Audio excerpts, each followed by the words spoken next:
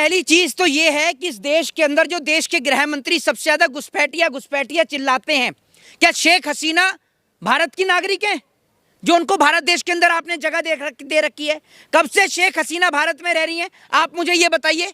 ये धर्मशाला नहीं है, ये भारत देश है जहां पर आप मुझे एक बात बताइए। दूसरी बात, जो देश के प्रधानमंत्री लगातार घुसपैठियों पर चर्चा करते हैं, घुसपैठियों की बात करते हैं, भाई इनकी सरकार है, केंद्र से लेकर तमाम स्टेटों में इनकी सरकार है। जो बॉर्डर लगते हैं, नेपाल बॉर्डर जो लगता है वो आपका गोरखपुर से लगता है, यानी यूपी से लगता है, तो यूपी में इनकी सरकार है। नेपाल बॉर्डर जो है वो बिहार से लगता है, बिहार में इनकी सरकार है। दूसरी तरफ जो है हरियाणा में इनकी सरकार है, पंजाब में जो है वो आम आदमी पार्टी की सरकार है। तो आप मुझे ये बताइए ना, तो तमाम जगह पर आपकी सरकार है, सेंटर में आप बैठे हैं, तो अगर घुसपैठिए देश में घुस रहे हैं तो इसका जिम्मेदार कौन है? और आपने बिहार में एसआईआर करा, बिहार के अंदर कितने अमेरिका के निकले, कितने ऑस्ट्रेलिया के निकले, या कितने अदर जो आप सबसे ज्यादा बांग्लादेश पे आरोप लगाते हैं, बांग्लादेश के कितने लोग निकले? इनका डेटा सामूहिक करिए ना, ताकि लोगों को पता चले। और अगर ये देश में घुसे तो कैसे घुसे, इस सवाल का जवाब भी दीजिए। इस सवाल का जवाब आपके पास है, बताइए। आप चाहते हैं कि घुसपैठी रहे? मुझे आप एक बात बताइए कि घुसपैठिए रहे। एक बात मुझे ये तो बता दीजिए कि सरकार इनकी है, घुसपैठिए आ किस रास्ते से रहे हैं? अमित शाह जी ने तो कहा कि जिसकी सरकार है राज्य में वो जिम्मेदार है, खुलेआम कहा उन्होंने। तो एक बात आप मुझे बताइए, बिहार में तो इनकी सरकार थी, बिहार में तो एनडीए की सरकार थी ना, तो बिहार में एसआईआर कराने की जरूरत क्या पड़ गई फिर इन्हें? जब इनकी सरकार थी तो अमित शाह जी ये भी तो कहें कि भाजपा की और नीतीश कुमार की यानी एनडीए की लापरवाही रही जिस कारण घुसपैठिए बिहार में घुसे, ये भी तो कहें। क्यों नहीं बोलते?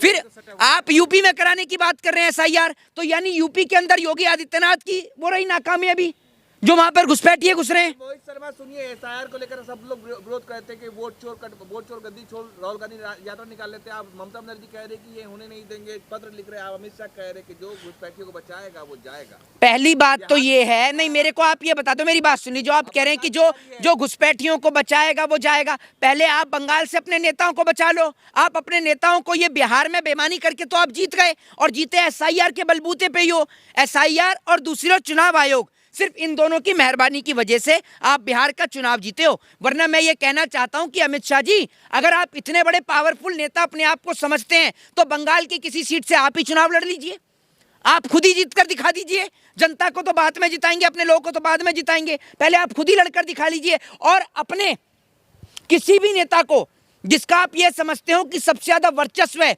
सबसे ज्यादा ताकत है, उसको भारत के किसी भी राज्य से आप इलेक्शन लड़ा दीजिए और चुनाव ईवीएम को हटाकर वीवीपैट से करा दीजिए।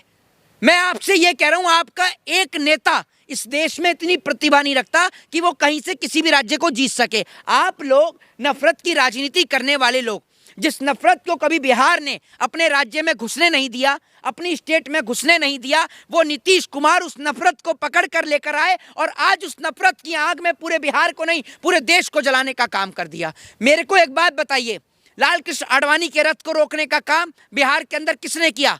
लालू प्रसाद यादव ने। ये वही भाजपा है, इस ऐसा कोई सगा नहीं जिसको मोदी और अमित शाह ने, भाजपा ने ठगा नहीं।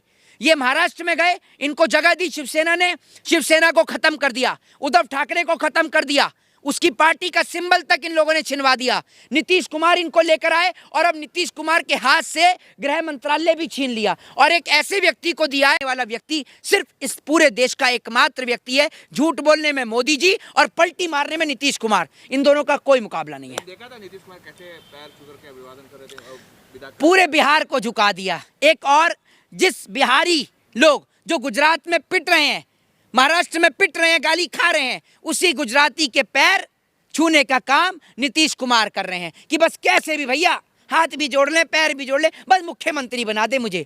यही काम ये लोग कर रहे हैं। और क्या कर रहे हैं? पूरे बिहार का सर झुका दिया उसके पैर छूकर। बताइए ना आप मुझे, वो है कौन जिसके पैर छुएंगे? बताइए आप मुझे।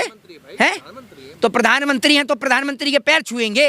ये कहाँ लिखा है कि प्रधानमंत्री के पैर छुएंगे? क्यों छुएंगे प्रधानमंत्री के पैर? किस लिए छुएंगे? प्रधानमंत्री, सुन लीजिए, प्रधानमंत्री कोई डिग्री नहीं है, कोई एग्जाम निकाल के क्वालिफिकेशन लेकर कोई वो बनानी है प्रधानमंत्री कि कह रहे हैं प्रधानमंत्री। प्रधानमंत्री से ज्यादा आईएएस और आईपीएस की वैल्यू है। ये तो इस देश का दुर्भाग्य है कि एक पढ़ा लिखा व्यक्ति, एक आईएएस आईपीएस ब्यूरोक्रेट इन जैसे लोगों को साथ देता है। अच्छा मोहित शर्मा, एक सवाल ये है कि प्रशांत किशोर कह रहे हैं कि अगर इसी तरीके का रेवड़ियां बचेंगी 10,000 रुपए तो वोट खरीदा जाएगा, फिर तो विपक्ष जीत ही नहीं पाएगा, सत्ता पार्टी हारी। भाई प्रशांत किशोर ने आवाज उठाई पलायन के ऊपर, प्रशांत किशोर ने पलायन का जिक्र किया, बिहार के लोगों को बिहार के अंदर रोकने का जिक्र किया।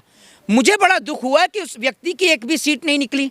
वो व्यक्ति जिसने अपना करोड़ों रुपया दांव पर लगा दिया, बिहार की जनता के लिए आवाज उठाई, लोगों के लिए लड़ा, वो लोगों के लिए मुद्दों पर लड़ा, शिक्षा के लिए लड़ा, उनके candidate well educate well qualified उनके कैंडिडेट्स, बिहार की जनता को रास ही नहीं आए। जय हिंद, जय संविधान।